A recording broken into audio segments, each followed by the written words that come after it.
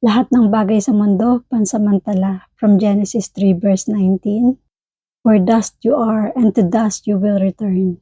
Sa abo tayo nagmula at sa abo rin tayo babalik. Ibig sabihin, ang buhay na ito ay pansamantala lamang.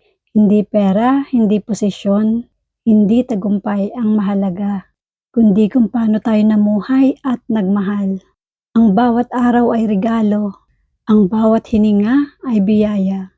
Kaya habang may oras pa, piliin mong gumawa ng mabuti, magmahal ng totoo, at maglakad kasama ang Diyos.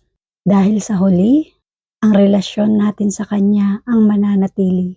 Kaya tara, pray tayo. Lord, tulungan mo po akong mamuhay ng may layunin at kababaang loob. Ipaalala mo po sa akin na ang buhay ay regalo at ikaw ang pinakamahalaga. Amen.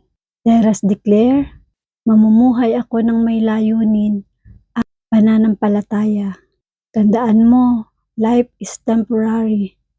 God is eternal.